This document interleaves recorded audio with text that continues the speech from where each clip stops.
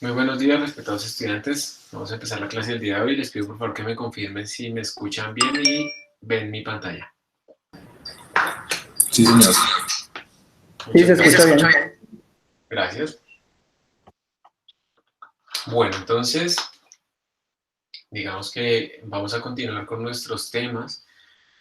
Nosotros ya hemos pasado esta parte de unit testing. Eso es lo que quiere decir hasta ahora. Lo que hemos visto es lo siguiente. Hagamos como un gran resumen. Hemos visto cómo hay que tener cuidado con la computación científica en términos de que pues, los computadores no son máquinas que hacen matemáticas exactas, sino que hay unas aproximaciones que se están haciendo por detrás. Y entonces uno tiene que tener mucho cuidado porque si piensa que lo que está haciendo es matemática, pues se va a enfrentar a un montón de sorpresas desagradables.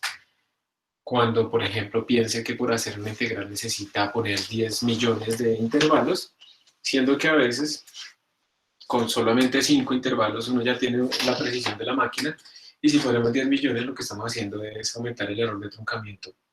Entonces esa era como la primera parte. La otra parte fueron los makefiles, útiles para automatizar estos procesos de compilación, y no solamente para eso, sino para automatizar un montón de procesos que sean comandos. Entonces siempre tenemos un flujo de trabajo que arranca desde compilar un código hasta que ese código que compila se ejecute, bote unos datos, luego se ejecuta un script que crea una gráfica, luego esa gráfica se inserta en un archivo TeX y luego se recompila todo el documento y sale la tesis.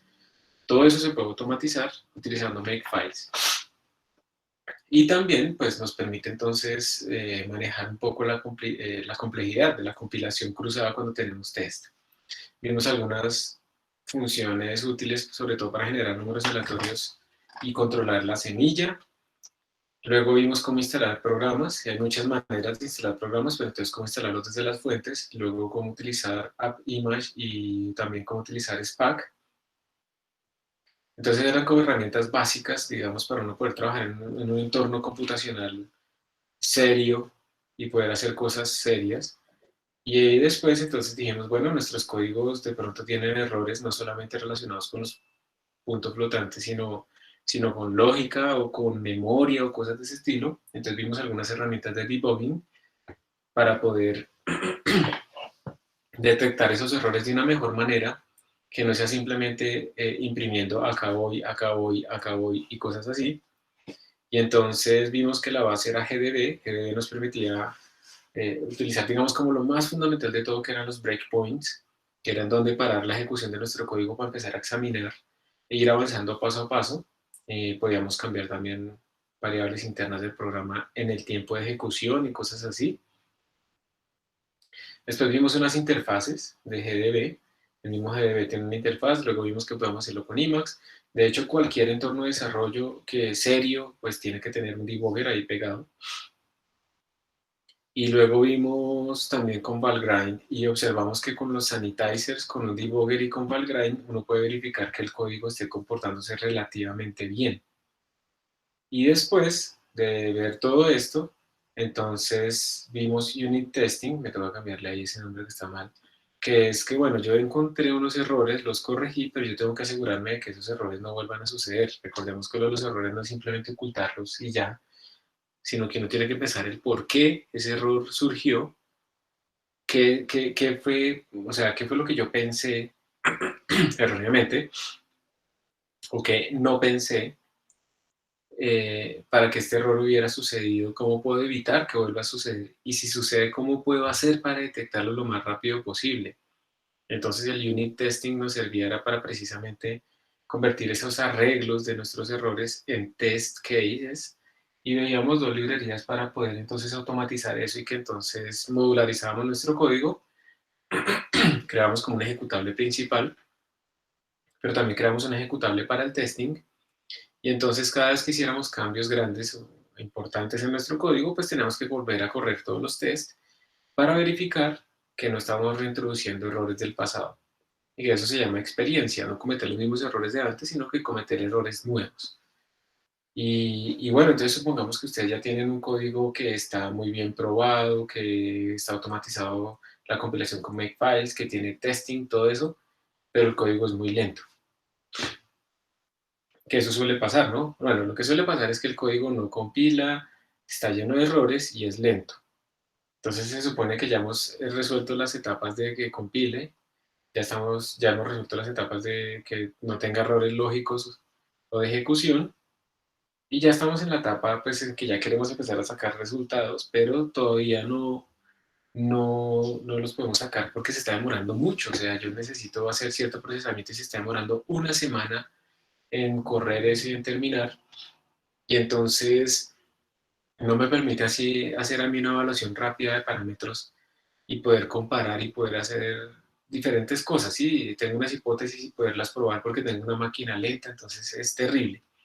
Eso se puede resolver de una manera y es simplemente poder buscar un acceso a un clúster y entonces lanzar un montón de códigos con diferentes hipótesis y luego ver cuál dio. Pero digamos que es una forma muy ineficiente de utilizar los recursos, además que no es fácil encontrar quién le da un acceso a un clúster, nadie le va a aprender a un computador y le va a decir, corra aquí las cosas y pues tranquilo que yo pago la cuenta de la luz gratis y el mantenimiento de todas estas máquinas. Pero sobre todo, pues uno tiene que pensar un poco antes es qué estoy haciendo, ¿sí? Qué estoy ejecutando.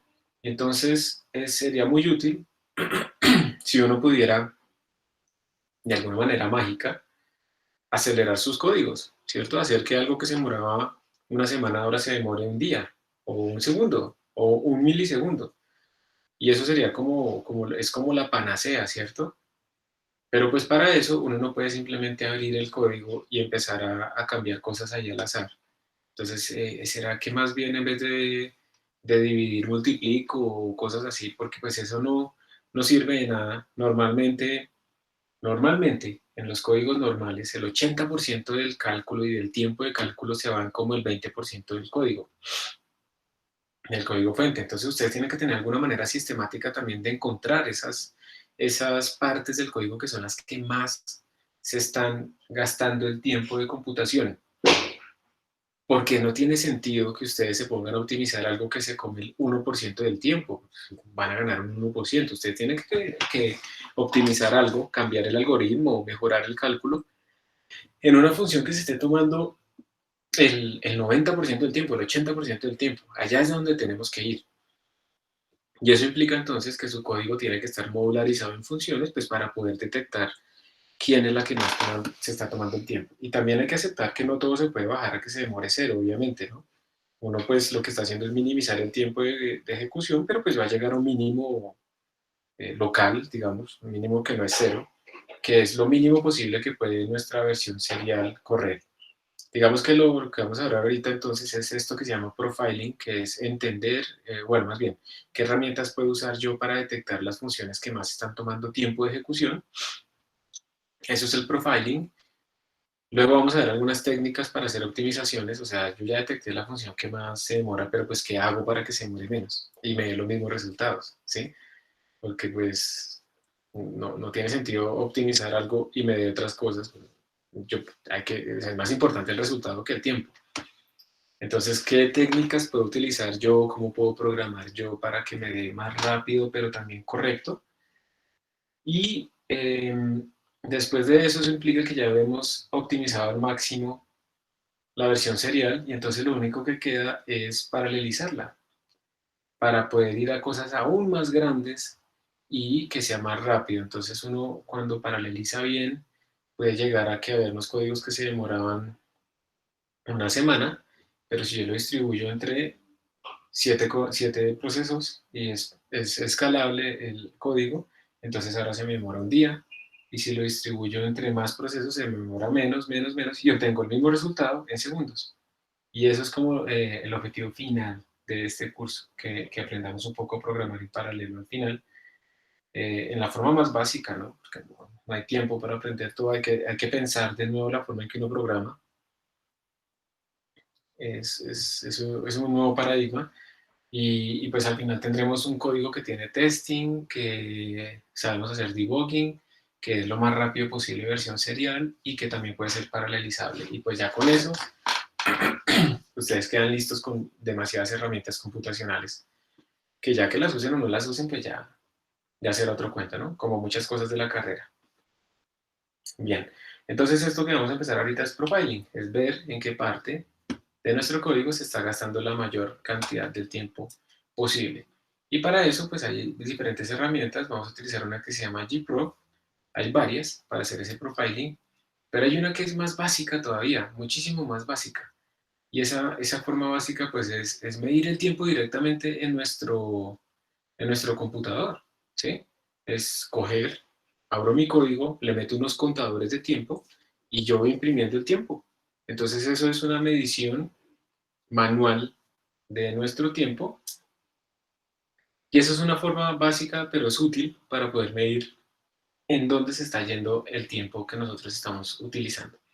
Ese es el profiling más sencillo posible y de hecho todos los códigos que uno hace pues deberían tener como una especie de reporte de en dónde se fue el tiempo de cálculo cuando sean cosas grandes, ¿no? Entonces están haciendo ustedes alguna cosa, no sé, una simulación ab inicio de no sé qué vainas de densidad funcional, no sé qué, ta. Entonces sería bueno decir, bueno, en la inicialización de mi matriz me gasté tanto tiempo. En el procesamiento de mi matriz o buscando la densidad funcional o lo que sea, tanto tiempo. En la impresión de datos me gasté tanto tiempo y entonces con eso uno puede ir comparando rápidamente pues, qué partes del código son las que más están gastando el tiempo y ver también si es razonable. Digamos que si yo encuentro que hasta este momento me venía funcionando todo bien y entonces más o menos se iba el 50% del tiempo en la matriz y el 30% del tiempo en la impresión y el 20% en el resto de cosas. Y yo llegué y leí un artículo y se me ocurrió, no, es que ahora dice que mejor meta una transformada de Fourier y con eso me va más rápido todo.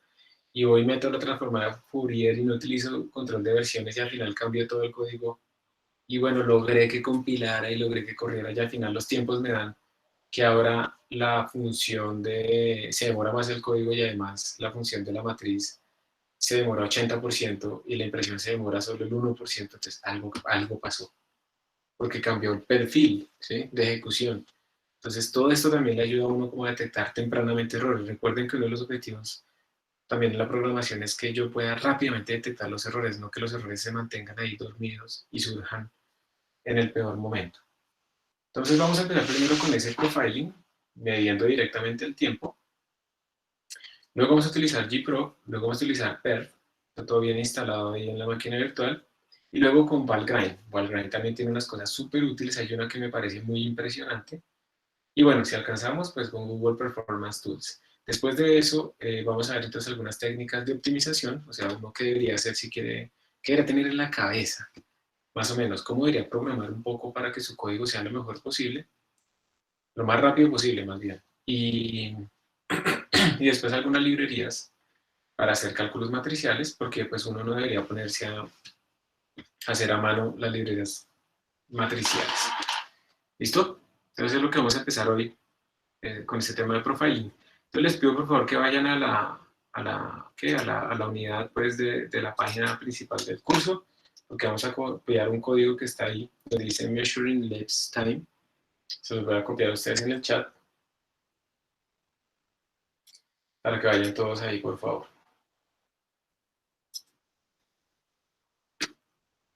Entonces ahí se los copié en el chat.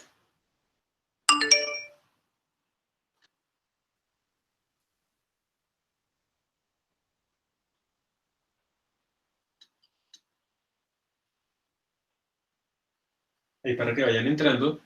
Y voy a empezar viendo esta presentación, sobre todo la parte inicial de la presentación, antes de utilizar gprof. Entonces esto es, obviamente sigue siendo de las presentaciones de los cursos en el ICTP que hemos venido utilizando, entonces todo el crédito va para ellos. Realmente ellos, o sea, la misión que ellos tienen en el ICTP de traer la ciencia del primer mundo al tercer mundo o donde estemos nosotros, cuarto, quinto, no sé. Bueno, solo hay tres, pero quiere decir que no, que es un cajón muy grande, ¿no? Pues ellos la están cumpliendo y bueno, esa es mi contribución también a retribuir toda esa formación que nos han dado. Entonces, digamos que para que hacer profiling, como ya les dije, ustedes tienen que saber en dónde se está gastando el tiempo, qué funciones son las que más se están llamando, porque por ejemplo puede ser que haya una función que se gaste 1 milisegundo, pero yo la llamo 1000 millones de veces. Entonces ahí obviamente esa función está, aunque se gaste poquito tiempo, al ser llamada tantas veces, pues va a representar un gran tiempo, ¿sí? Y entonces uno a veces puede optimizar llamándola menos, o por ejemplo, si yo tengo una función que calcula el seno, ¿sí? Y la tengo que llamar 1.000 millones de veces. Entonces tal vez sea mejor precalcular valores de esa función, 1.000 valores de esos, dentro del rango de interés, y más bien hacer una interpolación en esos rangos, en vez de llamar a la función como tal, y tal vez eso sea más rápido, es como un cacheo previo de los datos. Obviamente voy a perder en precisión, pero tal vez yo gane en tener que no estar llamando a la función como tal muchas veces y cosas de ese estilo, ¿sí? Entonces eso es lo que le permiten hacer el profiling, y los profilers son precisamente programas que nos van a reportar a nosotros en una ejecución dada cuánto tiempo se demoró el código en ciertas funciones, quién llamó a quién, cuántas veces fue llamado y todo ese tipo de cosas. Entonces uno, digamos que cuando utiliza un profiler, está esperando ese tipo de reportes, ¿sí? ¿Quién llamó a quién? Y bueno, hay diferentes tipos de profilers. Está gprof, que pues es como GDB, pero para profiling. GDB es el GNU Debugger, gprof es el GNU Profiler. Tenemos de otros fabricantes como PGI, Tau se utiliza para hacer profiling de programas paralelos, que es muchísimo más difícil. Y bueno, otros más que hay por ahí que yo nunca he usado, entonces no hablo de ellos. Entonces, ¿cómo hace uno el profiling? Uno tiene que compilar, y cuando ustedes compilan, tiene que activar el profiling. Igual que cuando nosotros queríamos hacer un debugging, le poníamos una banderita que era "-g", ahora tenemos que activar un profiling también para que se escriba cierta información.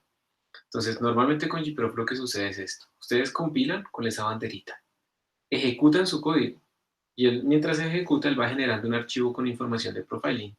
Cuando termina de ejecutarse, dentro de ese directorio aparece un nuevo archivo, y ese nuevo archivo tiene esa información.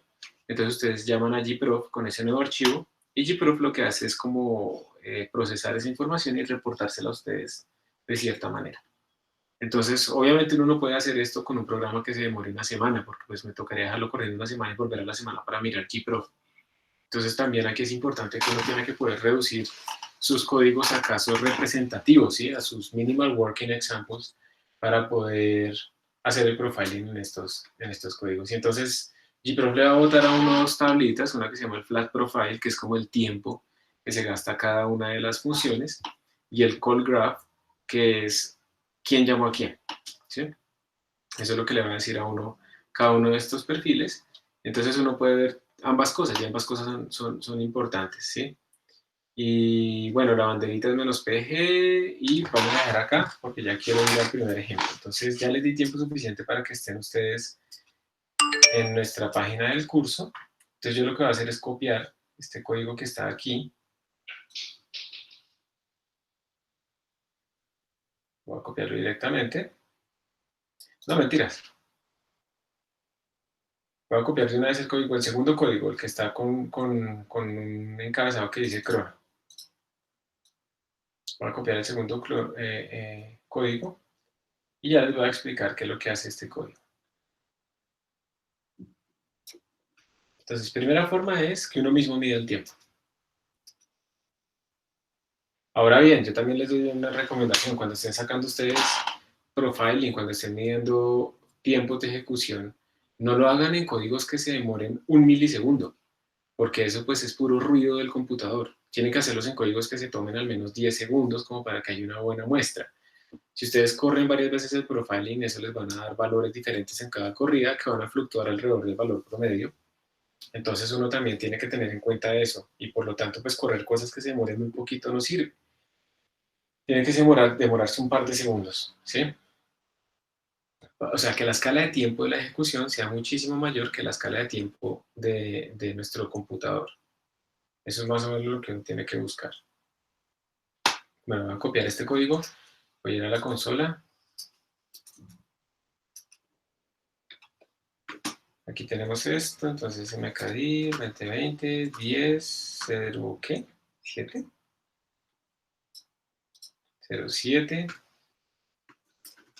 profiling 1. Voy a entrar ahí Y voy a abrir un primer ejemplo. ¿Qué hago? ¿Qué hago? Bueno, manual timing, lo voy a llamar.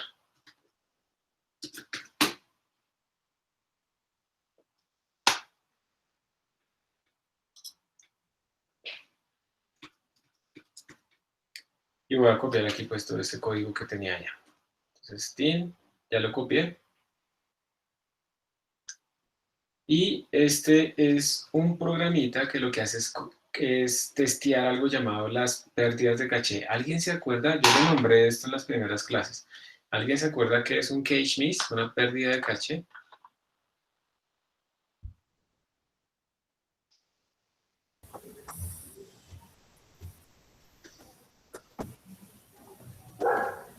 Habíamos dicho en la primera clase que si uno va a buscar un dato y no lo encuentra en la caché, eso es un cache miss. Entonces tiene que ir a buscarlo, si no recuerdo mal, a la memoria RAM. Y eso incrementa el tiempo de procesamiento. Excelente, muy bien. Y eso hace que el computador, que nuestro programa sea más lento, porque leer de la caché es muchísimo más rápido que leer de la RAM. Y leer de la RAM es muchísimo más rápido que leer del disco duro. Entonces, por esa razón, uno tiene que tratar de minimizar las pérdidas de caché y los programas que minimizan las pérdidas de caché, porque pues es inevitable que existan, ¿no? Pero que minimizan esas pérdidas de caché, son programas que corren más rápido. Vamos a ver algunos ejemplos después, más adelantico, de por ejemplo calcular algunas cosas con una matriz, con una traza o, bueno, algunos elementos. Nos da el mismo valor si lo hacemos de una forma o de otra, pero se puede demorar 1000 veces más con una forma que con la otra. Entonces, aquí estamos hablando no tanto de que el programa esté correcto, sino que sea eficiente, es decir, que se ejecute en el menor tiempo posible. Entonces, les voy a explicar rápidamente este código. Es un código que utiliza la librería Crono. La librería Crono lo que nos permite a nosotros es, nos da acceso a un montón de relojes de muy alta resolución. Entonces, vamos a buscar rápidamente una referencia que es CPP Reference, Crono.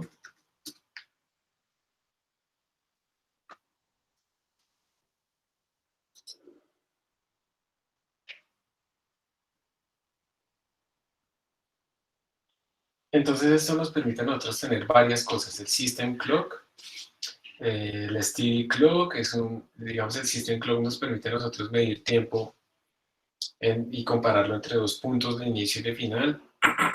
El Steady Clock es un reloj que simplemente va aumentando monotónicamente, que nosotros no podemos cambiar.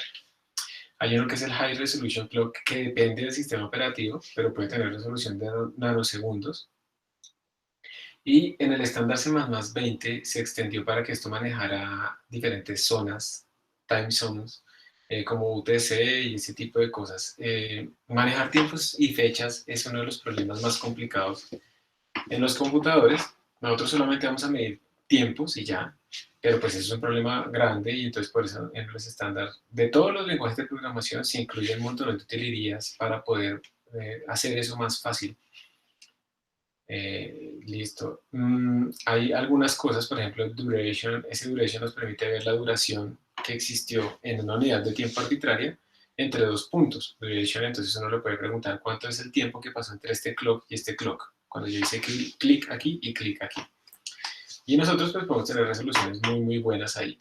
Como les digo, de todas maneras, si a uno le sale que el tiempo de algo es un microsegundo, un milisegundo, pues eso no, eso está dentro del ruido, digamos, del computador en el sentido en que el computador le va metiendo como, le va asignando pedacitos de los procesadores a nuestros códigos y pues uno no puede ver mucho de cosas que se mueren tan poquito. Lo importante es que se mueren un par de segundos o más para poder realmente nosotros tener más certeza de que ese tiempo que estamos midiendo pues es representativo, ¿sí? Eso es como lo más importante. Y bueno, hay otras cosas más, uno puede transformar de formato de 24 a 12 horas, pero mire que todos esos estándares más 20, todo esto, la manejo de calendario, todos esos estándares más 20, yo no me voy a meter por allá, nosotros necesitamos eso. El manejo de zonas, etcétera, etcétera, etcétera. Y pues de todas maneras, hay algunas, si ustedes buscan en internet cómo medir el tiempo en C o C++, les van a salir algunas cosas viejas como clockspec y ese tipo de vainas, pero eso no lo vamos a utilizar nosotros, ¿sí? Entonces miren cómo se mide el tiempo rápidamente. Aquí estamos declarando una variable, vamos a llamarlo start, que lo que hace es llamar al steady clock, al relojito ese que se va incrementando monotónicamente. Eso creo que es desde 1 de enero de 1960, algo así, no estoy seguro de la fecha exacta. Entonces, aquí le estamos pidiendo en este momento cuánto es el tiempo. Luego llamamos a nuestra función, la que sea, y luego le pedimos pues el final. Le preguntamos, ¿y en este momento cuánto es el tiempo? Entonces estamos midiendo el tiempo entre estas dos líneas, ¿cierto? O sea, el tiempo que pasó cuando se ejecutó este pedazo, que fue llamar a la función Fibonacci, y ya se llamó recursivamente, ta, ta, ta, ta, ta, ta, ta, ta, ta. O sea, hemos medido todo el tiempo que se demoró ahí. Y después, yo utilizando duration, le puedo preguntar cuánto es en tiempo, cuánto fue el tiempo que pasó entre ese final y ese inicio, y con eso me sale el tiempo. Por ejemplo, aquí me está saliendo que el Fibonacci 42 pues es este número, y se demoró 1.88 segundos calculando el tiempo, utilizando Chrome. Entonces eso es lo que yo tengo en este código de ejemplo. Hay una función que me imprime lo que pasó, yo le mando el inicio y el final, y estoy utilizando un tipo de datos automático para no tenerle que escribir que esto es un crono, yo no sé qué, std, crono, bla, bla, bla. Entonces le estoy diciendo simplemente que es de tipo de datos automático. Y miren que la función que imprime el tiempo, lo que hace es básicamente utilizar la duración, pero yo la voy a transformar a milisegundos. Voy a escribir que me escriba siempre cuánto se demoró en milisegundos. Entonces yo le hago esto, me lo escribe en milisegundos. Yo lo puedo dejar, como dice acá, aquí me sale en segundos, ¿sí? También lo puedo hacer así, o lo puedo hacer en diferentes unidades. Se puede en microsegundos, nanosegundos, milisegundos, ¿sí? Depende. Entonces, por ahora, así como lo estoy imprimiendo acá, se está imprimiendo en milisegundos. Y bueno, ya que entendimos esta función, que básicamente me imprime la duración entre esto y esto, miremos nuestro código, qué es lo que hace. Este código recibe unos argumentos de la línea de comandos, lee como un tamaño en i y un tamaño en j. Esto va a simular una matriz, ¿está bien? Entonces necesitamos número de filas, número de columnas, se leen de la línea de comandos, y aquí yo arranco aquí un reloj. Entonces se imprime un mensaje, vamos a operar sobre una matriz de este tamaño, se está utilizando printf, que eso es de C. Luego pedimos la memoria, aquí estamos pidiendo memoria. De hecho va a ser un cambio, yo no quiero medir el tiempo que me demoro en imprimir ese mensaje, yo quiero medir el tiempo que me demoro en pedir la memoria. Entonces lo voy a poner aquí abajo. Entonces aquí arranco el reloj, aquí pido la memoria, y aquí termina el reloj. O sea que este reloj lo que está midiendo es cuánto tiempo me demoré en pedir memoria, que se me asignara y se me dijera el puntero. Eso también es útil, porque ahí uno puede ver si hay problemas o no, ¿sí? Entonces se imprime. Luego se hacen dos operaciones con esta matriz, estamos haciendo todo en la función main. Una primera operación que se hace es, bueno, se empieza el reloj otra vez, se termina después de la operación. Esta primera operación que se hace, a ver qué es lo que se está haciendo acá. Se está llenando la matriz, simplemente se está llenando la matriz. Está llenando, empezando primero por el índice de las filas y luego de las columnas. Y la segunda opción, esperen que yo creo que me salté, una opción 1, ahí sí. A ver, la opción 1, ¿qué es lo que está haciendo?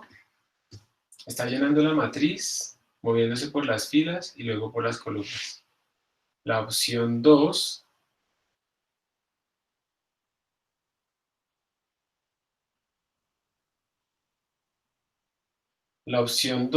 está haciendo casi lo mismo, pero se está moviendo primero por las columnas y luego por las filas.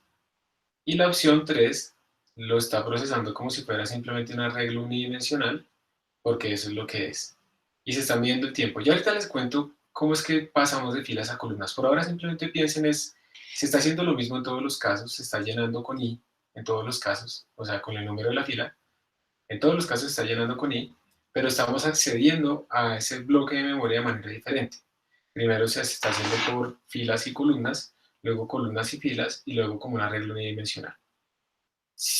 Digamos que piénsenlo ustedes matemáticamente, estamos accediendo a nuestra matriz recorriendo primero las filas, o luego recorriendo solamente las columnas, o luego recorriéndolo, pues, digamos en orden continuo como quedó en la memoria RAM. Matemáticamente todo eso, pues, es igual, pero en el computador ese tipo de accesos tienen tienen consecuencias diferentes. Entonces, después al final se imprimen esos tiempos y al final imprimo un dato para que el compilador no vaya como a eliminarme el arreglo, pues porque nunca se usa. Si ven que yo lo opero, pero nunca hago nada con el arreglo, entonces a veces el compilador elimina pues esas cosas que uno no utiliza. Entonces por eso imprimo este elemento acá. Voy a compilar para ver si esto está compilando. Manual timing. Me toca cambiar el estándar std igual a C++ 14. Y me toca hacerle caso y me dice que tengo que poner la bandera "-f concepts". Eso es muy avanzado. Concepts. O sea, avanzado en el sentido del estándar. Entonces tenemos que compilar así. -int -14 -f concepts. Ya compiló. Si yo lo ejecuto así, pues me va a dar un segmentation fault, porque no le estoy diciendo los tamaños de filas y columnas. Le voy a decir que tenemos 5 filas y 4 columnas. Y aquí me salió que el tiempo es muy chiquito. Le voy a poner 50, chiquito. 500, 400. Bueno, más o menos. 5000, 4000. Bueno, ya se está empezando a demorar de a poquitos. Entonces, en este momento lo que necesito es que todos ustedes estén igual que yo. Córranlo con esto, 5000, 4000. No olviden que tienen que compilarlo así de esta manera. Y me dicen si están obteniendo lo mismo. Necesito que estemos acá todos.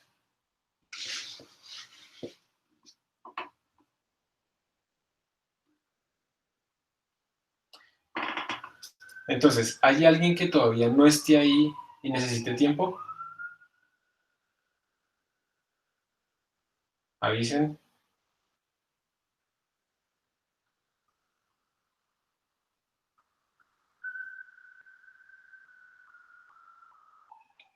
O sea, se le pido al azar a cualquier persona acá que me muestre la pantalla. ¿Todos tienen esto?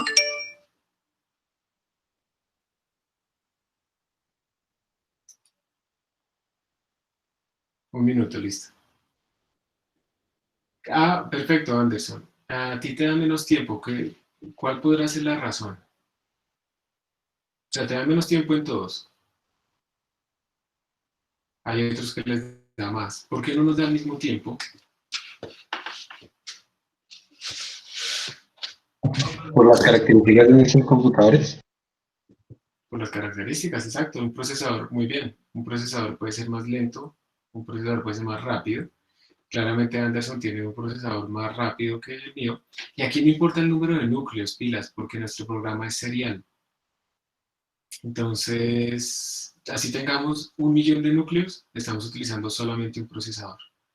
Entonces, en este momento esto no está paralelizado ni nada, entonces aquí lo que importa es lo que se demora en un procesador, pero como la velocidad del procesador puede cambiar, entonces a ustedes les van a dar tiempos diferentes que a mí. Anderson tiene un computador más moderno que el mío es de 2013, ya tiene su edad, y también Diego Nicolás, y Nicolás le da mayor, entonces, pero hay que correrlo varias veces, también necesito que lo corran varias veces, porque si se dan cuenta, a mí me fluctúa, ¿cierto? ¿Por qué creen que eso fluctúa? ¿No debería ser como lo mismo si siempre es el mismo tamaño?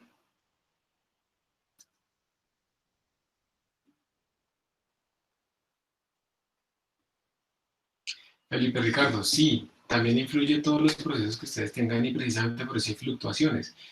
Hay diferentes prioridades, entonces ustedes tienen poca prioridad comparado con el sistema operativo, entonces a ustedes realmente no es que les den el procesador de una vez, sino que el sistema operativo les va dando como pedacitos de tiempos de ejecución en el procesador, y dependiendo de la prioridad de esos procesos, pues ustedes van a tener más o menos de esos pedacitos. También va a pasar que si hay otros procesos que están compitiendo, digamos, ustedes normalmente pueden tener cosas que no coman mucho procesador, pero si tienen corriendo otras cosas que están consumiendo procesamiento, pues ustedes compiten más. Imagínense que hay un proceso que, como este que vamos a correr ahorita, que se trata de comer el 100% del procesador, y otro que se come el 1%, entonces digamos que no va a cambiar mucho. Pero si yo tengo ahorita corriendo un navegador con un video, o yo ahorita que estoy grabando la clase, entonces esto me está comiendo el 80% del procesamiento, en mis núcleos, y le pongo otro proceso que se quiere comer el 100, pues entre ellos no se pueden comer el 180, ¿sí? Entonces se reparten entre ellos y al final les toca mucho menos a ambos, entonces se va a demorar más. Entonces depende de la carga. Y por esa razón, estas cosas del profiling también hay que hacerlo varias veces y sacar promedios y desviaciones estándar. También dependería la temperatura del procesador, ¿cierto? Señor, ¿qué? También dependería la temperatura a la que está el procesador, ¿cierto? Es que no te entendí la primera parte. ¿También depende de qué? La temperatura del procesador en ese También puede, momento. también puede depender de la temperatura del procesador. Digamos que cuando se calienta demasiado un procesador, baja su rendimiento, aunque son semiconductores que se supone que se vuelven mejores conductores con el aumento de la temperatura, pues llega un momento en que operacionalmente ya no funciona mejor, entonces sí. Y por eso es que pues todas estas máquinas tienen ventiladores porque hay un rango de operación óptimo. Cuando está demasiado caliente nuestra máquina también se vuelve como más lenta. Yo la verdad ahí sí no me meto a decir por qué exactamente, no sé. Pero sí, también es su influencia. Entonces uno no puede quedarse con el primer valor que le da, hay que hacer promedios. ¿Uno puede modificar esa prioridad? Sí, uno la puede modificar, pero tú como usuario de un sistema operativo, tú no te la puedes aumentar, pero si quieres te la puedes disminuir, Felipe. Eso sí se puede hacer. Pero uno digamos, a ver, les cuento, digamos, si yo ya tuviera un computador donde todos ustedes van a correr cosas, entonces yo podría decir que todos sus procesos tienen que correr con baja prioridad para que no me maten el computador, porque si todos tenemos la misma prioridad y todos corremos al 100% todo, pues se va a bloquear todo hasta el sistema operativo. Por ejemplo, lo que se hace en un clúster es precisamente tener unos manejadores de recursos que lo que hacen es darle ciertas prioridades a los usuarios y, y uno jugando con esa prioridad pues puede hacer que eso tenga un uso justo, ¿cierto? Entonces, por ejemplo, si una persona lleva corriendo en un clúster una simulación mucho tiempo, y llegan más personas a usarlo, pues uno puede decirles que las prioridades van a ir bajando entre más tiempo lleven corriendo. Entonces, como los que llegan no llevan corriendo nada, su prioridad es alta, y entonces llevan a tomar más tiempo de CPU que el que ya lleva más tiempo, que va a tener menos prioridad, hasta que se empaten, y entonces ahí tienen igual condiciones y cosas de ese estilo. O sea, eso tiene muchas políticas ahí por detrás. También depende del disco duro que uno tenga. Sí, sobre todo si tú estás leyendo mucho o escribiendo mucho. En este programa en particular, Jamie, si tú no estás leyendo o escribiendo mucho al disco duro, en este programa no estamos haciendo eso. Estamos leyendo de la entrada estándar y del teclado, pero eso no es la parte principal, digamos, de la ejecución. Entonces, en este caso lo que importa es CPU. Pero si tú estuvieras imprimiendo archivos grandes, vas a darte cuenta que si el disco duro es de estado sólido, pues es 100 veces más rápido que un disco duro tradicional de los que rotan. Entonces ahí se notaría, pero pues depende del programa. En este particular, no lo afecta el disco duro, sino el tiempo de procesamiento.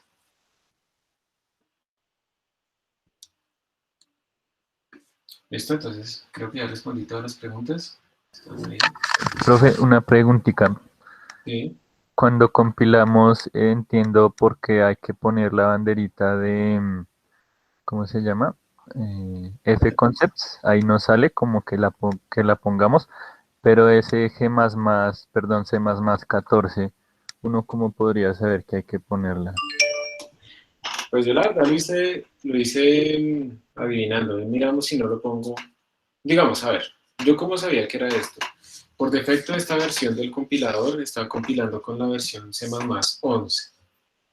Si yo lo corro así, vamos a ver si así ya es suficiente. Sí, entonces con esto, digamos, ya funcionó. Pero yo sé que como estoy utilizando, digamos, estas cosas modernas, pues yo por defecto en este momento estoy compilando todo con C++14 o C++17 incluso, para utilizar la versión más moderna del estándar de C++ y no estar peleando con que estoy utilizando algo moderno pero con un compilador viejo, ¿sí? Entonces, simplemente es como por asegurarme que estoy activando el estándar más moderno. Yo creo que deberíamos acostumbrarnos a que por defecto compilemos con esta versión del estándar 14 o 17. ¿Listo? Es simplemente como por estar seguros de que tenemos como el mismo estándar y que es el más moderno.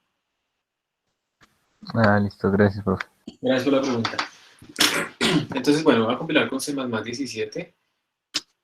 Ahí corre Bueno, y aprovecho porque es que en el ejercicio que les voy a poner a ustedes de profiling, tenemos que precisamente pensar en este problema que ustedes vieron. Ustedes vieron que les da menos tiempo que a mí, a la mayoría, o sea, tienen mejores computadores. Entonces, pero eso es porque estamos comparando en segundos. Y de nuevo, también depende de la carga del sistema operativo y no sé qué, ta, ta, ta. Entonces, en el mismo computador, si yo lo sobrecargo, pues se me va a demorar más. Entonces, uno lo que tiene que hacer es tratar de buscar medidas que no dependan como de las unidades. Si las medidas adimensionales son comparables. Entonces, una cosa que yo podría hacer es, más o menos, por ejemplo, pensar que si yo cojo y divido esto, este tiempo, por ejemplo, o lo trato de transformar en instrucciones de la máquina más bien. Si trato de transformar este tiempo más bien en cuántas instrucciones de máquina se ejecutaron, eso sí debería ser la misma en todos los computadores. O sea, si yo aquí estoy ejecutando 200 millones de instrucciones de máquina, esa tiene que ser igual en todos. ¿Sí o no? Tiene que ser la misma. No puede cambiar.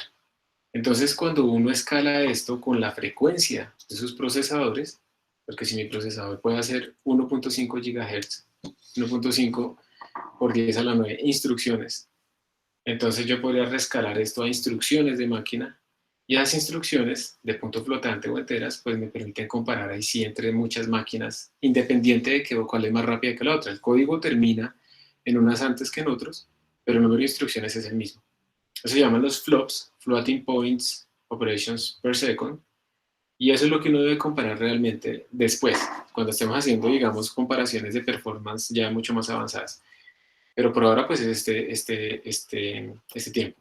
Algo que también ustedes podrían hacer es, en su programa, guardar el tiempo total de ejecución, o sea, crear un gran reloj al inicio y un gran reloj al final.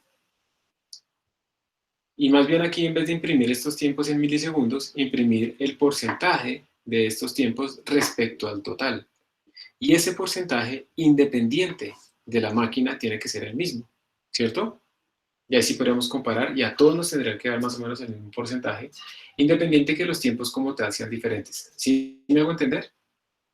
O sea, ¿alguien entendió lo que dije o le quedó raro, o le quedó confusión?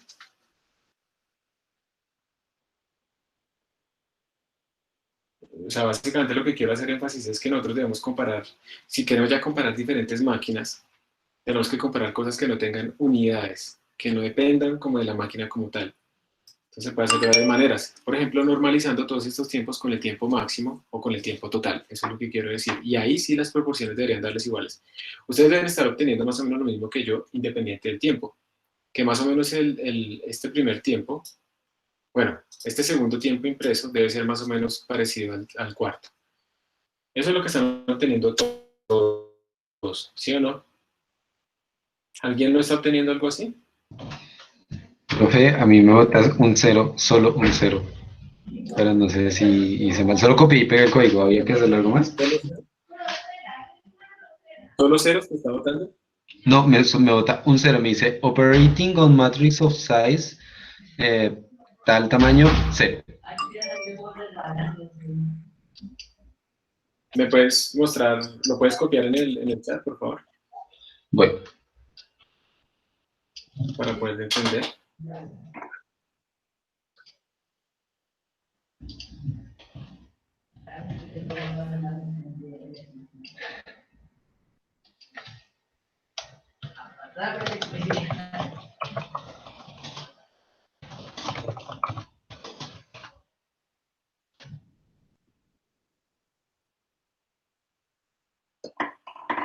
O si quieres compartir la pantalla también está bien.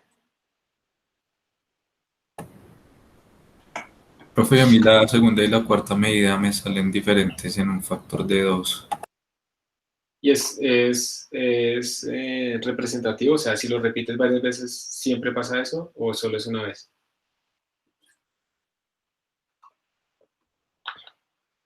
Siempre. Ah, pero tú lo escribiste, no lo copiaste. Pero ya miramos el tuyo, Jonathan. Operating Matrix of Size. ¿Y se queda ahí? Johan David. sí, señor. Aunque es que no sé si me falta imprimir un proceso. Pues, o sea, lo que me parece es que se queda procesando, ¿cierto? Y no pasa al segundo tiempo. O sea, no se demora nada pidiendo la memoria, pero se queda ahí procesando. Si lo pruebas con números más pequeños que te da, Lo mismo. También lo probé con 5 y 4. y también se queda ahí, Sí, debe haber algún error en el código. ¿Tú lo copiaste literalmente? ¿Cómo estaba? sí, copié y pegué. No hay que configurarle nada, ¿cierto? Pero es que habían dos códigos. Hay un código que tiene para contar el tiempo, otro no, en la misma página. Ah, vale, debe ser Es eso. el segundo código, sí. El Ah, segundo código, ¿sí? sí, ya, creo que será mi error. Ah, Voy a perfecto. probar una vez. Gracias. Entonces, mira, si hay dos códigos, tenemos uno aquí arriba que no hace nada y termina, ¿sí? Y hay otro código, el segundo, que ese sí tiene crono. Ese es el que tienes que copiar, listo, el que tenga crono. Listo, Listo. Y profe. ahora, el de Jonathan. Jonathan, ¿tú puedes compartir la pantalla? Sí, profe, ya lo hago. Gracias.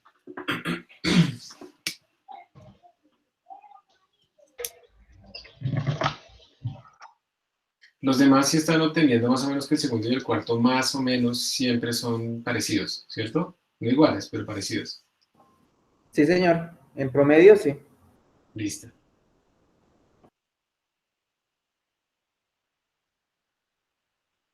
Y esto es para que vean que aunque uno está en un computador determinista y todo este rollo, pues esto se vuelve algo hasta estadístico.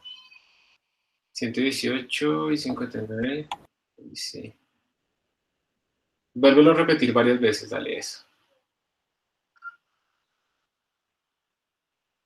Qué curioso. Se demora menos. Probablemente también haya una dependencia con la arquitectura entonces en este problema, o sea, la arquitectura como tal del procesador. Este computador, tú me puedes, bueno, cuéntame, ¿este computador es nuevo o es viejo? Es nuevo. Es de hecho bastante viejo, tiene 10 años, pero hace poquito le puse disco sólido.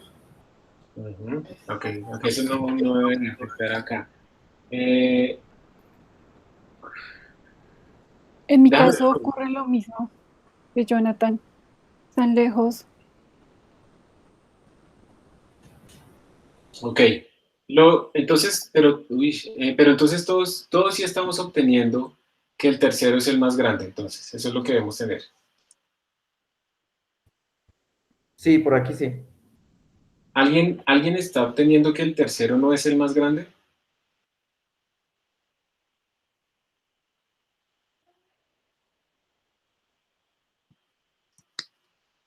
Listo, entonces digamos que quedémonos de acuerdo todos con eso. Ya les digo por qué el tercero tiene que ser el más grande, pero parece que esta vaina del segundo y el cuarto pues depende realmente como de la máquina, ¿cierto? Eso es lo que estamos obteniendo nosotros también.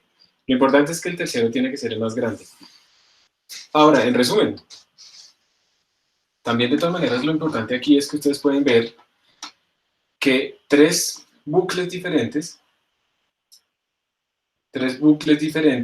que hacen lo mismo, mejor dicho, sobre la matriz, pero accionan de manera diferente, nos están dando tiempos que son diferentes. Por ejemplo, en mi caso, estamos hablando que podemos pasar de 200 a 1500, ¿sí? Más o menos. 200 a 1500, bueno, ahí se subió, 400, 239, medio más o menos lo que algunos de ustedes están obteniendo, 400, 118. Miren que ya estoy otra vez, en este momento, estoy obteniendo cosas parecidas, luego se volvieron a igualar. Eso lo que quiere decir es que la varianza de estos tiempos es muy grande, ¿sí o no? Eso es realmente lo que tenemos. Tocaría hacer una muestra gigantesca de esto para estar más seguros. O aumentemos un poquito una de estas matrices. Ya no me pude hacer. Ya no pude hacer. Ya no tenía memoria suficiente.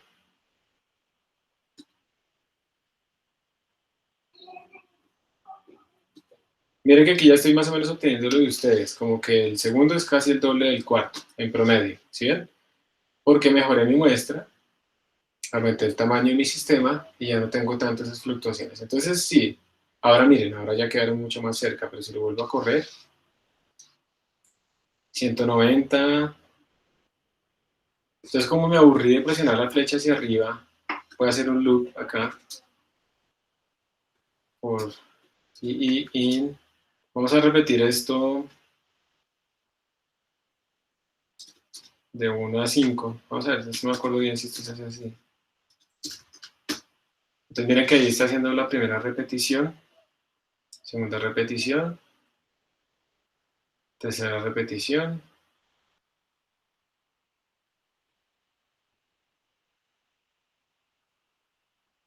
Y fluctúa un montón, ¿no? Pero de todas maneras ustedes pueden ver que siempre tenemos que este se demora por lo menos, o sea, uno podría decir que hay un factor que es bastante grande de comparación entre este tiempo y los otros dos tiempos. Puede fluctuar entre 7 a 10 veces, pero sigue siendo un montón, ¿sí? Entonces hay algo raro en esta parte y entonces eso le indica a uno pues que tenemos que ir a echarle ojo a eso, a ver qué es lo que está pasando. Y pues esta es la manera inicial y básica de hacer un profiling, ¿sí? Como les digo, es preferible mostrar esto en términos de porcentajes, entonces es preferible como ir guardando estos tiempos de alguna manera y al final imprimir ese tiempo comparado con el tiempo total. Entonces, es decir, este se tomó 0%, este se tomó 10%, este se tomó 20% y este se tomó el resto del 70%, cosas de ese estilo. Y esos porcentajes sí son más o menos parecidos en todos nuestros computadores. Bueno, yo no sé, no me parece útil, digamos, entrar acá a explicar estos códigos, pero bueno, vamos a hacer rápidamente para que ustedes entiendan qué es lo que se está haciendo diferente aquí. Vamos a ir hasta esta que tengo acá. Esa es una del curso de programación. Y es lo siguiente. Cuando ustedes tienen arreglos bidimensionales, ustedes lo que tienen es un bloque que piensan en la cabeza de esta manera. Y ese bloque pues se tiene que organizar en el computador de forma unidimensional, porque la memoria RAM es unidimensional. Entonces hay dos opciones. Arreglarlo por filas, o sea, primero va esta fila y luego aquí a la derecha le pegamos esta otra fila y luego aquí a la derecha le pegamos esta otra fila. Esa es una manera de organizar ese bloque en la memoria. O la otra manera es verticalmente. Entonces, primero va esta columna, luego esta otra columna se le pega aquí, luego esta se le pega aquí abajo. Entonces, se recorre por columnas. Esta es column major y la otra es row major. Si es así. Bueno, yo no sé. Bueno, lo importante es que en C y C++ se organizan por filas. Creo que se le llama column major porque varía más rápido la columna que la fila. ¿Bien? Entonces se organizan por filas, entonces primero va esta fila, luego va esta fila, y luego va esta fila. Y eso lo que quiere decir es que si yo quiero recorrer continuamente, de forma continua, en la memoria, mi arreglo, yo tengo que primero variar las columnas, ¿sí lo ven? Primero varío la columna, luego cuando se me acaba la columna varío la fila, porque el elemento siguiente a este cajita, pues es este que va acá. Entonces yo lo que tengo que hacer son índices o loops donde se varíe más rápido la columna que la fila. ¿Listo? Y por esa razón, uno es que hace for i, si i más o menos varía de las filas, pues ese for i tiene que ser el que esté más afuera, porque yo lo que quiero variar más rápido son las columnas, porque así es que estoy recorriendo la memoria de forma contigua. Entonces observen que el primer código lo que está haciendo es variar al i primero y luego al j. Y bueno, aquí está haciendo un mapeo de 2 dimensiones a una dimensión, pero aquí estamos variándolo primero las filas y luego las columnas.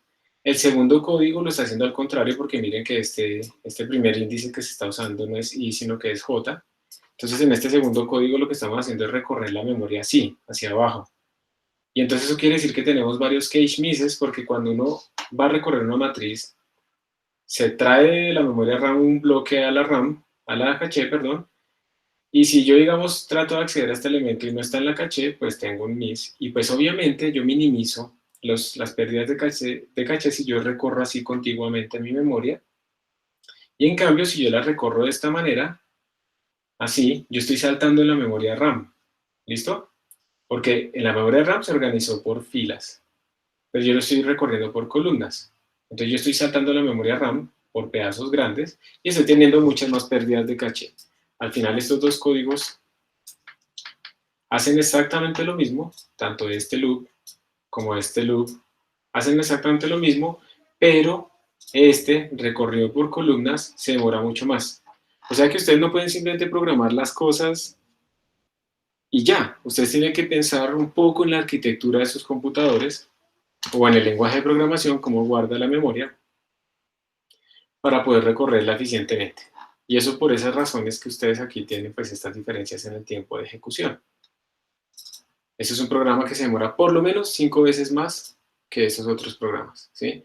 Y pues hay una parte que es muchísimo más rápida y es recorrer pues todo nuestro código como si fuera un arreglo contiguo, que lo es porque es un arreglo unidimensional. Miren que aquí tenemos una memoria unidimensional.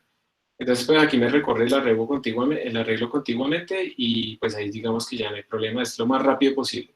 Yo no puedo bajar el tiempo a cero, pero si lo recorro de esta manera, lo estoy recorriendo de la forma más rápida posible.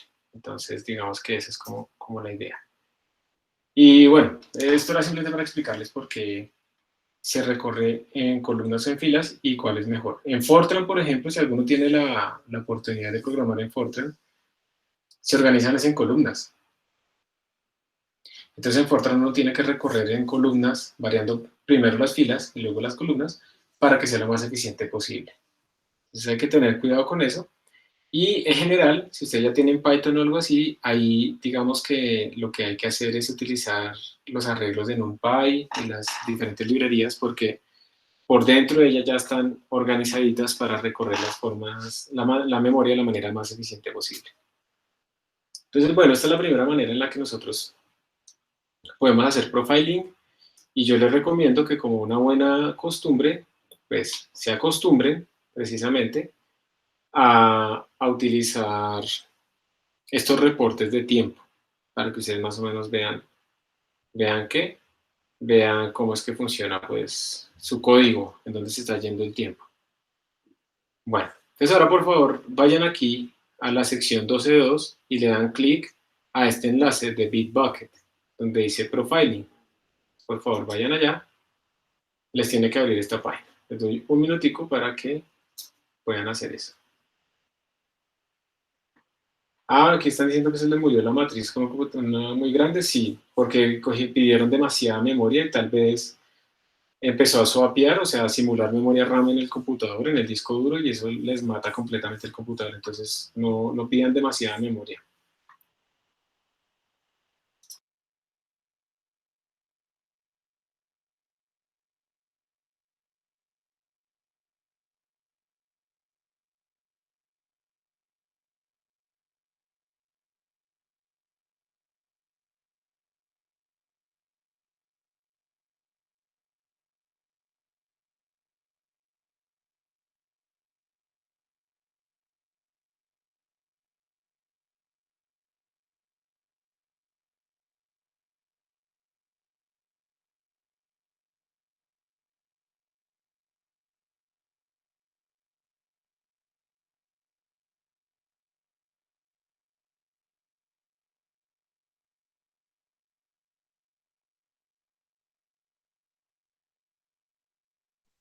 Profe, ¿en qué enlace era, perdón?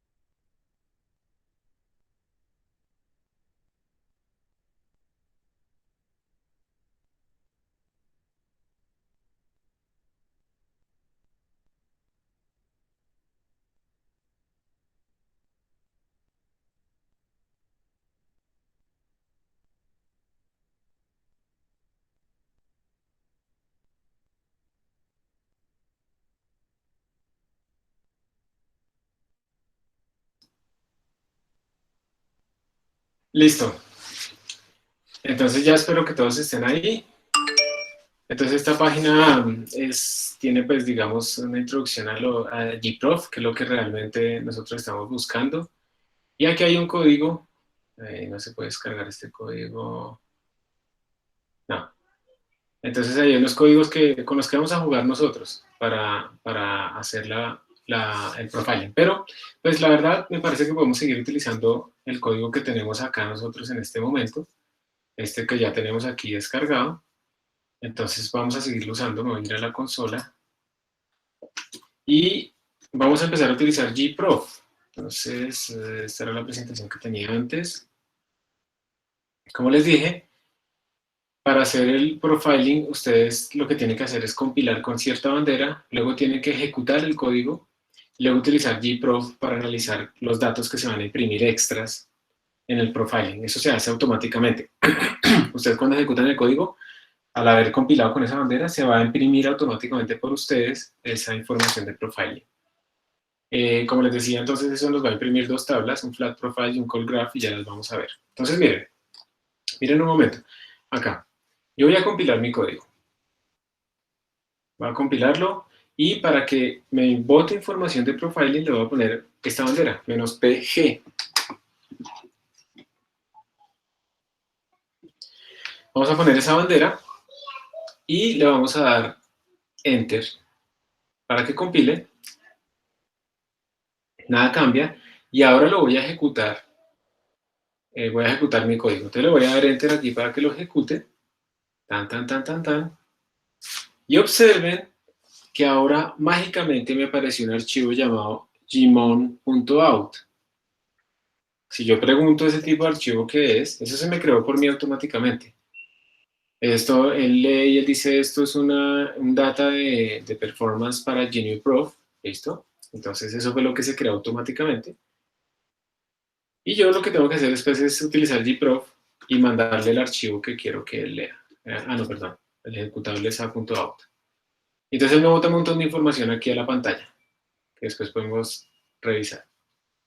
Y ahí está todo nuestro flat profile, y está toda nuestra ¿qué? Nuestra información de duración. Bueno, viendo esto, creo que nos toca mejor quitar. Vamos a hacer lo siguiente. Vamos a desactivar el crono y vamos a convertir esto en funciones para que veamos realmente qué función es la que más tiempo se está demorando en nuestro sistema. O más bien voy acá. Sí, nos va a tocar utilizar el ejemplo que tenemos de antes, porque aquí me está diciendo es que crono se está comiendo todo el tiempo. Espérense, yo lo miro a ver si podemos ver algo acá o no. 100 main chrono duration 0, 0, 0, 0, sí. No, pues obvio.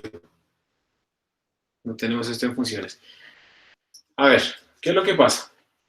Como aquí no tenemos funciones, miren, todo lo tenemos en la función main, pues no hay manera en que nuestro profiler pueda decir que hay funciones que se toman más tiempo que otras. O sea, esto es un ejemplo de mala programación, porque todo está en la función main. Entonces, si nosotros queremos medir el profiling, tenemos que hacerlo por funciones. Y eso implica, entonces, que tendríamos que crear 3 funciones nuevas, una para cada una de esas opciones, pues para poderlas comparar y para que el profiler pueda decirnos realmente, digamos, que igual se está tomando más tiempo. Entonces me parece un ejercicio útil hacerlo, modularizar este código en funciones, porque pues esto de tener todo en la función main no es buena idea. Entonces voy a copiar esto en otro archivo.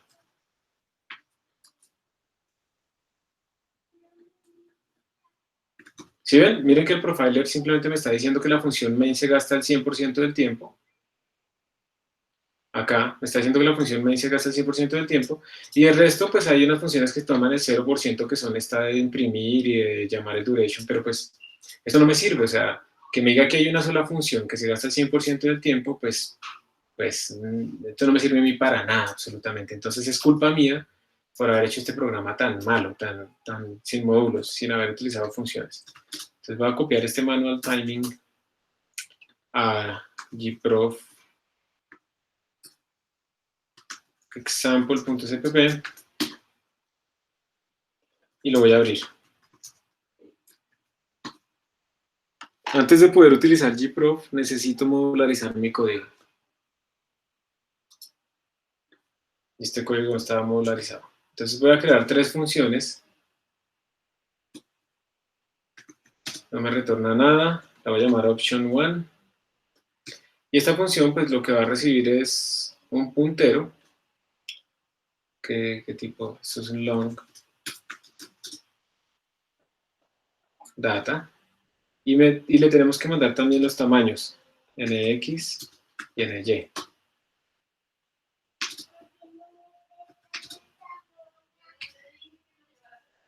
Y vamos a crear 3 funciones de estas. 2 y 3. Yo las voy a copiar aquí abajo.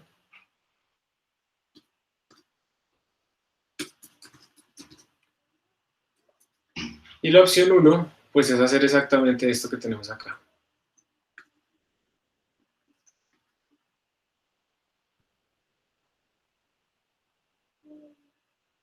Steam. Aquí no se llama array, se llama data. Long int, y aquí no se llama sj, esto se llama si, se llama nx, ny, ny, y ya. Entonces aquí yo ya podría reemplazar todo esto por llamar a la función option1, evaluada en array si sj. Entonces ahora sí he creado por fin una nueva función y ahora sí estoy midiendo en esa función, pero ahora mi profiling va a poder decir la función main llamó a esta función option1 y ahí se gastó tanto tiempo, ¿sí? Ahora sí puede reportarme esa información. Vamos a hacer lo mismo con option2. Esto me quedó mal escrito.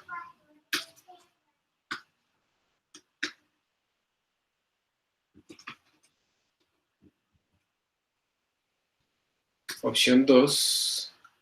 Y opción 2 creo que lo que hace es aquí j en x más y. Listo. Y finalmente nos quedaría opción 3.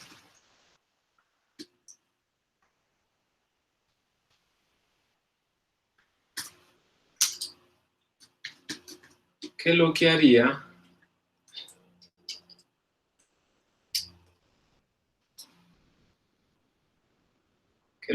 sería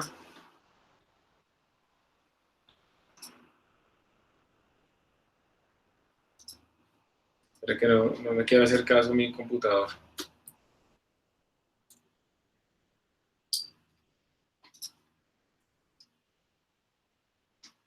Voy a quitar esto de una vez.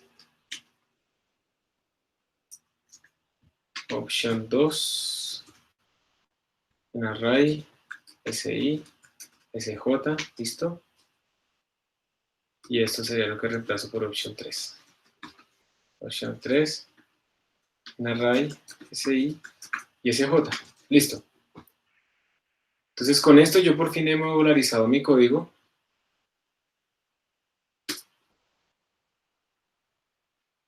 Y sería nx, sería ny,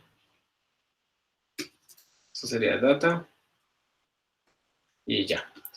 Entonces ahora sí he modularizado mi código en funciones y ahora sí mi profiler va a poder por fin entender o darme una información más útil de cómo se está ejecutando mi código. Entonces vamos a compilar, voy a mirar si todo esto funciona y ahí sí se los envío para que ustedes lo tengan. Entonces voy a compilar. Esto se llama gprof example. Uy. ¿Por qué dijiste? Porque no me funciona aquí algo. Ah, bueno, es que todo este long está mal. Long. Profe, ¿para qué es que es ese -f concepts?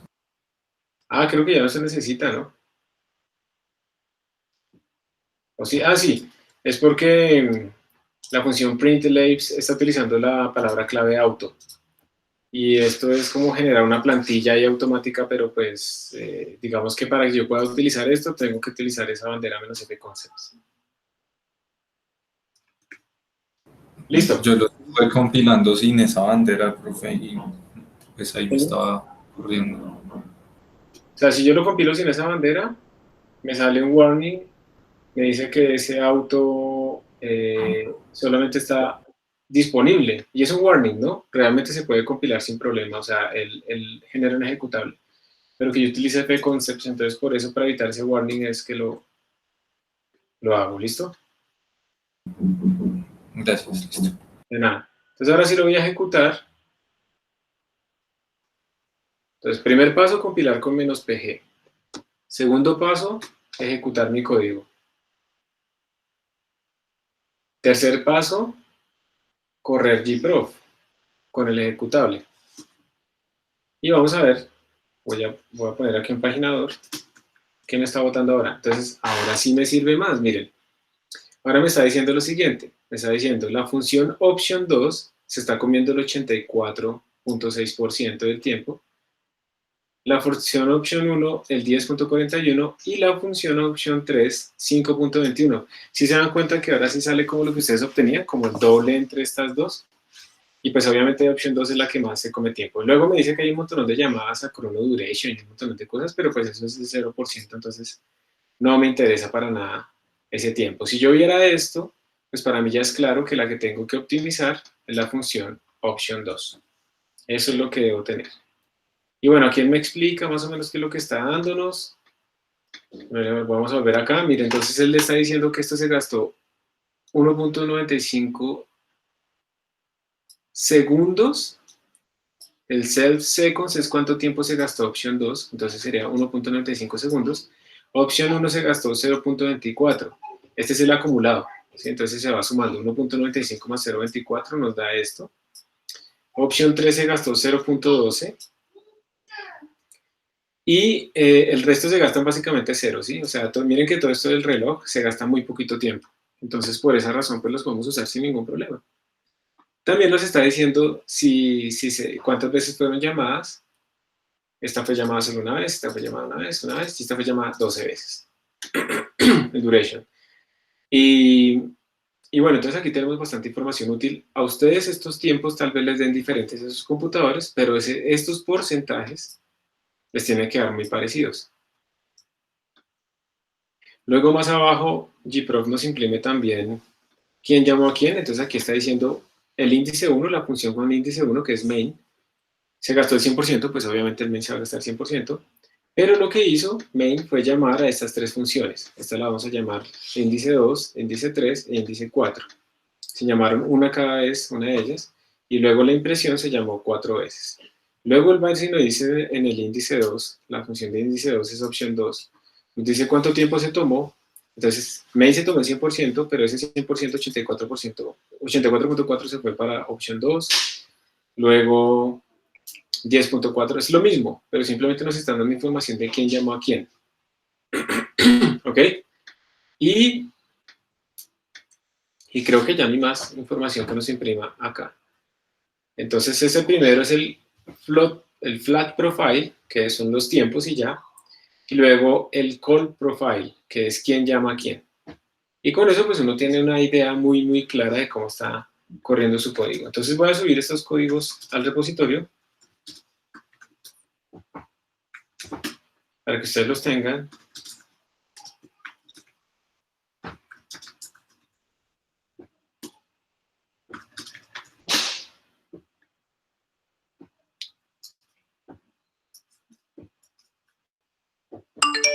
Voy a dejar de compartir mi pantalla un momento.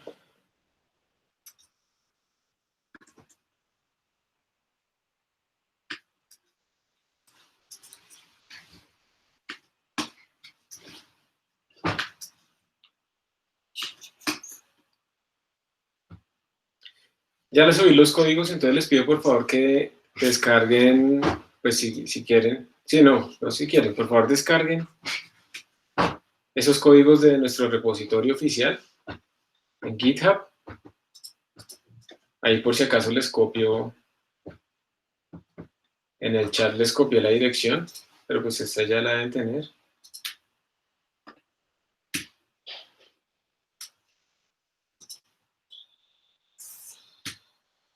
La forma más fácil pues es darle clic a esa dirección, entonces entramos al repositorio.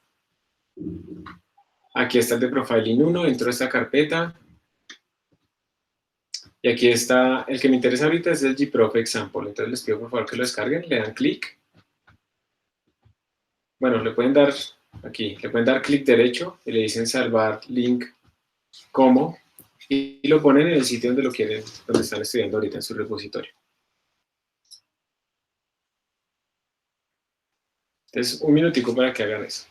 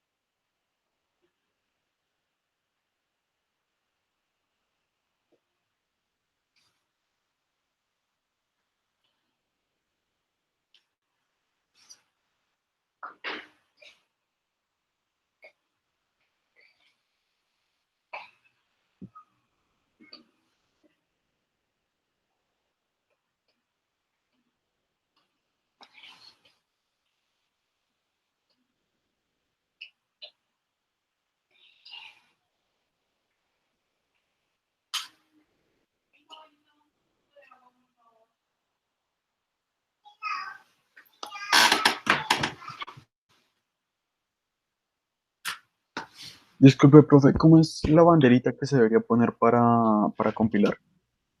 Menos PG, ¿Menos PG? menos PG. Listo, gracias.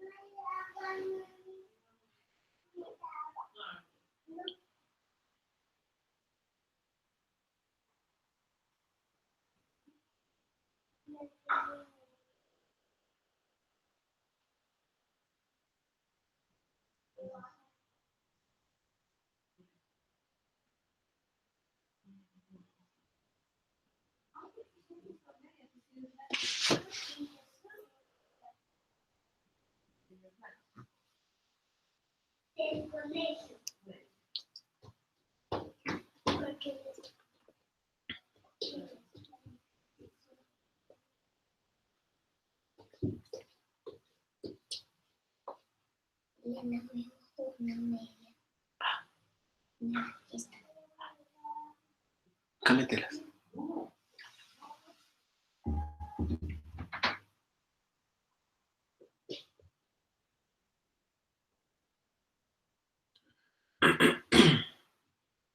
¿Alguien necesita más tiempo? ¿O ya puedo seguir? Profe, cuando compilo con la bandera menos PG no me sale ningún nuevo documento, el punto out, el que decía. Sí, no te sale nada nuevo. El menos PG lo que crea es un nuevo ejecutable que además tiene información de profiling. Hay que ejecutar el punto out, ya, gracias. Sí. Ahorita lo hacemos. Lo que necesito ahorita es que tengan descargado ya el código. ¿Alguien todavía no tiene descargado el código? Último llamado.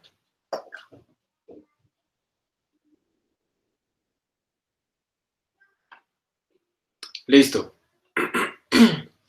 Entonces, voy a volver a la máquina virtual. Entonces ya está nuestro código. Entonces, primero, recuerden, por favor, hay que compilar con menos PG. Primer paso, compilar con menos PG.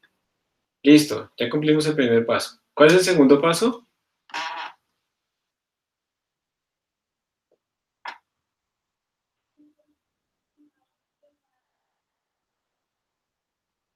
Ejecutar el punto out.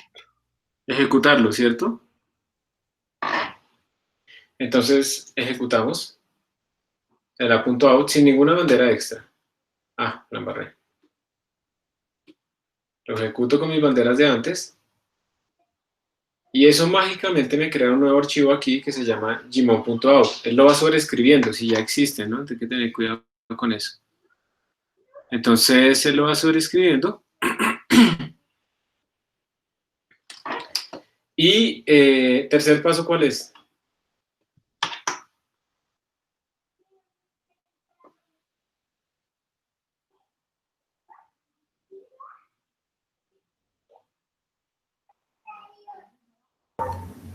Abrir el A.out con el gprof. Perfecto. Entonces sería gprof y el nombre del ejecutable, la ruta del ejecutable. Esto nos va a botar, miren, esto nos va a botar todo eso a la pantalla. Entonces ustedes pueden, si lo quieren abrir más tranquilos, lo pueden redireccionar a un archivo como profile.txt, ¿sí? Entonces profile.txt y luego simplemente lo abrimos en cualquier editor. Yo lo voy a abrir en Emacs. Y aquí pues lo puedo ver con más tranquilidad, ¿sí? En mi Emacs. Entonces, ustedes más o menos debieron obtener lo que yo obtengo acá, 85% en opción 2, y 9.74 en opción 1 y 5.27 en opción 3. ¿Sí obtuvieron eso o no?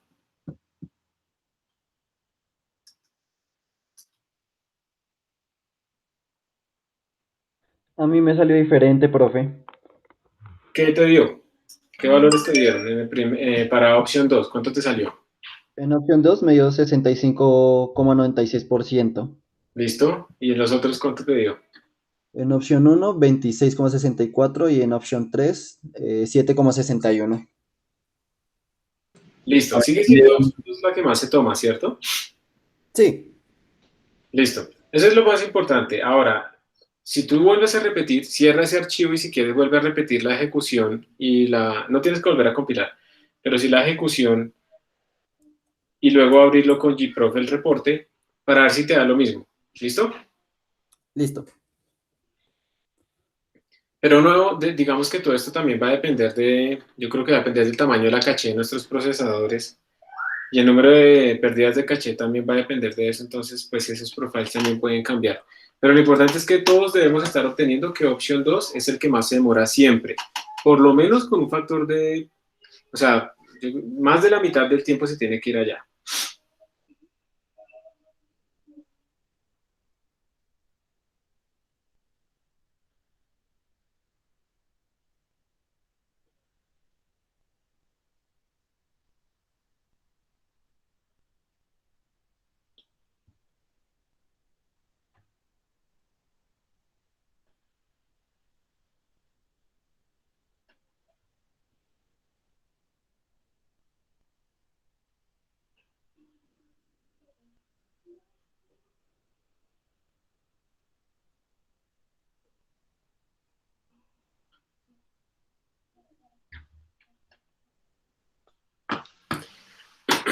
Entonces, ¿cómo les fue? ¿Alguien tuvo algún problema?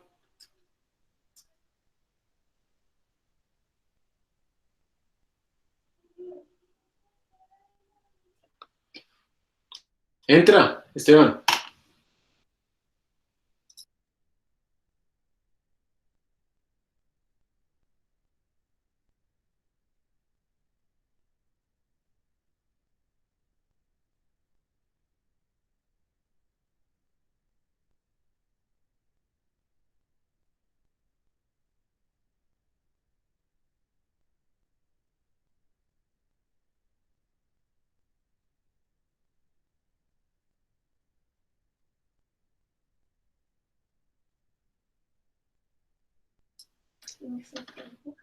Bueno, entonces parece que nadie tuvo problemas, más o menos les dio lo mismo. Y entonces volvamos a leer ese profile. De nuevo como para repetir y que nos quede claro. Entonces, la primera parte, el flat profile, nos dice el tiempo que se gasta cada función. Recuerden entonces que el código tiene que estar modularizado en funciones, porque si no, pues simplemente nos sale lo que nos pasó al principio, que la función main se gasta el 100% del tiempo y eso no sirve para nada. Y aquí pues entonces nos sale el tiempo de cada uno, porcentaje, 85% opción 2, 10% opción 1, 5% opción 3. Nos sale también el tiempo acumulativo, el tiempo que se gasta cada una, el número de llamadas, ¿sí? Todo esto es útil porque a veces uno llama a funciones entre de otras y entre de otras y entre de otras. Y entonces uno tiene que tener, digamos, como claro cómo es que se está ejecutando su código. Y pues luego vienen estas otras funciones de crono, pero que como gastan el 0%, pues realmente para qué nos ponemos a mirar, ¿sí? No nos interesa, no es el sitio donde deberíamos optimizar, no tiene sentido ponernos a optimizar, por ejemplo, opción 3, porque es que es de la que menos se gasta. Claramente nuestros objetivos de optimización tienen que estar en opción 2. Eso es lo que tenemos que tener. Eso es lo que nos da el flat profile. Espérame, amor. Eso es lo que nos da el flat profile. Y el call profile, entonces lo que nos dice ahora es quién llama a quién. Él le da índices a nuestras funciones. Por ejemplo, la función main tiene el índice 1, es lo que se pone aquí al frente. Entonces esta función de índice 1 se gastó el 100%, obviamente finalmente la main es la que se gasta el 100%. Y esta función se gasta entonces ese tiempo de la siguiente manera, llamando a opción 2, a opción 1 y a opción 3 y a print list. Esas 4 llamadas son las que hace. Cada una de ellas pues va a tener su propio código, ¿cierto? Entonces tenemos opción 2 número 2, opción 1 número 3, opción 3 número 4 y print list tiene este número 13. Entonces después él viene y nos dice la segunda función que se tomó más tiempo, pues fue opción 2, que se tomó el 85% del tiempo. Recuerden que aquí la función main que se toma el 100. Ella no llamó a nadie más, entonces se llamó una vez de una, y no llamó a absolutamente a nadie más, no tiene childrens ahí.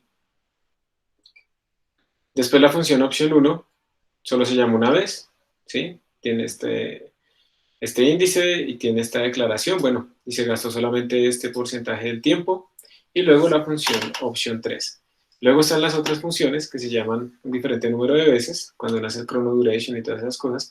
Pero de nuevo, pues yo no me preocupo mucho, pues que por allá ya estamos hablando de 0%, entonces pues no interesa para el caso de qué es lo que va rápido y qué es lo que va lento. Y esto es lo que nos da gprof. Entonces gprof básicamente nos da todo este reporte supremamente detallado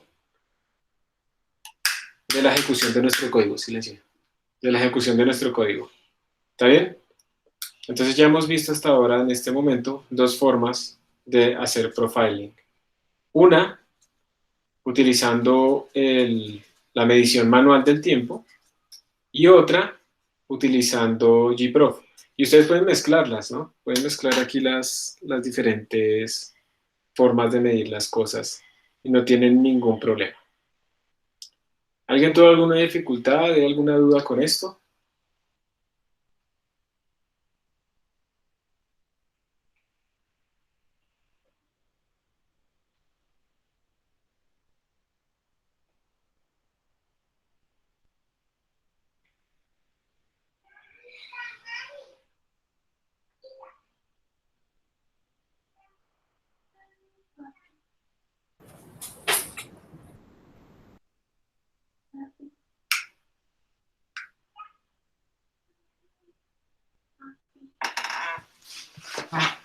Espera, hijo. Vamos a ver si tuvieron algún problema. En el chat, por ahora no, todo bien. A mí me sale un montón de arrobas en el gmon.out. Es que el gmon.out no es el que tú debes abrir. Eso no lo lees tú, porque eso es un binario. Gmon.out es una información de la ejecución del código, pero tú lo que haces es gprof, espacio, ./.out, como está ahí encimita lo que dice Anderson. Y eso lo que hace es que gprof coge y lee el ejecutable, lee el gmon.out y te bota a ti el texto, ¿sí? Pero si yo trato de abrir ese gmon.out, es un binario, y pues me sale un montón de arrobas, pues porque es un binario que yo no sé leer. ¿Listo? Entonces, tú no abres el gmon.out, tú utilizas gprof, y le das el nombre del ejecutable, y gprof internamente va y lee el archivo gmon.out que esté en ese directorio. Listo, muy bien.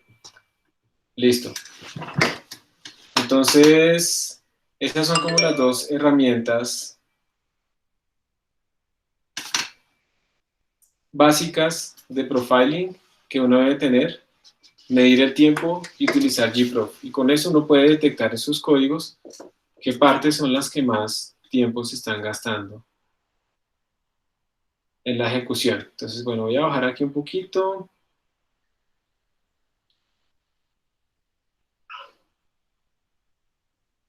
Y bueno, yo no he tenido mucho éxito con perf. Me parece que lo más importante es que tengamos nosotros disponible gprof. Ya para cosas, perf es muy avanzado. No funciona en Mac por diferentes razones. Funciona en Linux. Y lo que yo les voy a mostrar a ustedes es, digamos, una forma muy sencilla de utilizar perf. Pero perf es realmente avanzado. O sea, ustedes encuentran en YouTube videos de perf que les enseñan cosas que tienen que ver con Assembler para meterse realmente en el fondo de cómo está su programa utilizando los contadores y los registros de su procesador y poder mirar eso con una granularidad muy grande. Aquí lo que vamos a ver es la forma más sencilla de utilizar perf, pues porque digamos que no tiene sentido que nos vayamos en tanto detalle, ¿sí? Básico, conocer gprof, es lo más básico posible, eso es lo que ustedes tienen que tener, y cómo medir tiempos. Pero les voy a mostrar entonces cómo se utiliza perf. Perf está instalado en la máquina virtual. Perf está instalado, ¿sí? Ahí está disponible. Normalmente uno lo tiene que compilar. Yo creo que confundí gprof con perf en un mensaje que ahora recuerdo por ahí en el Classroom. Perf uno lo tiene que compilar de acuerdo al kernel que uno tenga, entonces eso toca buscar para en el kernel donde está ahí compilando y no sé qué. Pero les quiero mostrar entonces cómo se utiliza perf. Miren que aquí dice perf. Miremos el manual, a ver si tiene manual. Manual de perf. Entonces dice Performance Analysis Tools for Linux. Y bueno, aquí hay varias cosas: perf stat, perf top, perf record, perf report, perf list. Nosotros vamos a mirar básicamente perf stat y perf report, porque vamos a sacar las estadísticas de ejecución y luego vamos a utilizar perf record y perf report para hacer una simulación más o menos de cómo es que funciona gprof. Entonces empecemos con perf stat. Voy a mirar el manual de perf stat. Entonces dice, ejecuta un comando y obtiene y reúne las informaciones de los contadores y nos saca las estadísticas. Los contadores son como unos contadores que están en los procesadores. Entonces vamos a ver si esto funciona en una máquina virtual, porque pues el procesador es virtual también, ¿cierto? Entonces vamos a ver si esto funciona acá. Nuestro manual dice, simplemente haga perf stat y el ejecutable. Entonces perf, ¿dónde está la línea del ejecutable? Perf stat, y yo hago esto así, él ejecuta, y al final me sale una información, como ustedes pueden ver acá. Entonces me dice que esto se gastó cierto tiempo, en la CPU no soporta ciertas cosas de instrucciones, ¿sí ven? Este es el problema de utilizar, digamos, una máquina virtual, y es que como estamos emulando el sistema operativo, y el hardware más bien, entonces perf no nos puede dar mucha información sobre los contadores. Entonces por esa razón es que no puedo mostrárselos con todo detalle. Vamos a mirar esto de perf record. Perf record.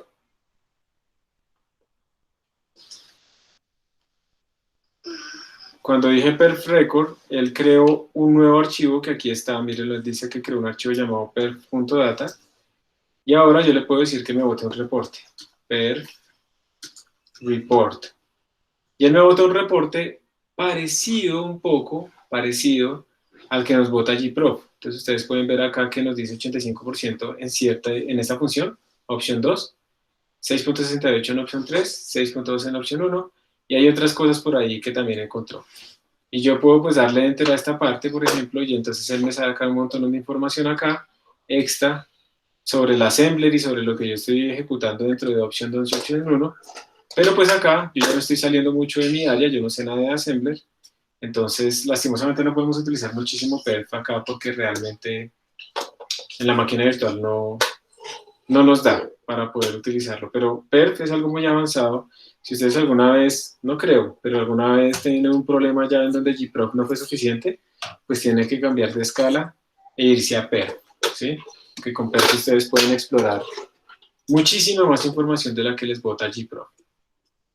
Y hay también librerías como las Google Performance Tools que también están diseñadas para que ustedes puedan sacar información de profiling, y entonces también les bota a ustedes, por ejemplo, grafiquitas de quién llama a quién y cosas así. Si les da pereza leer archivos de texto, entonces esto les bota grafiquitas, pero pues esto no lo vamos a utilizar nosotros porque me parece que lo más importante es saber utilizar gproc.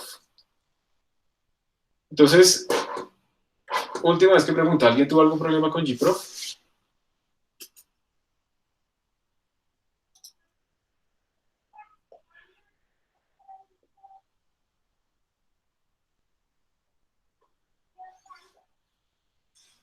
Listo. Entonces con esto terminamos la clase, porque quiero dedicar los últimos minuticos a mostrarles la solución del examen. Entonces la próxima clase lo que vamos a hacer es ver también cómo hacer profiling, pero con Valgrind. Entonces Valgrind no solamente nos permite hacer debugging de la memoria, sino que Valgrind además también es un profiler y nos permite también sacar estas call graphs, estas llamadas a funciones entre ellas. Y tiene una cosa supremamente poderosa, y es que Valgrind, hay una manera con esa herramienta que se llama CacheGrind, en la que Valgrind va a ser capaz de anotarnos línea por línea en nuestro código cuáles son las pérdidas de caché que se están generando. Y eso es supremamente útil porque es una granularidad tan fina que me va a llevar a mí a decirme que en cierta línea estoy teniendo un porcentaje altísimo de pérdidas de caché. O sea, no solamente es por funciones, es por línea de código. Y eso es realmente muy, muy poderoso. Eso es lo que vamos a ver en la próxima clase, ese profiling con Valgrind, y algunas técnicas de optimización, de cómo nosotros podemos hacer que nuestro código sea más rápido, tanto utilizando banderas de compilador, como por ejemplo pensándolo de cierta manera ordenada para que uno siga ciertas buenas costumbres que garantizan que el código es seguro y un poquito más rápido. Entonces voy a parar la grabación acá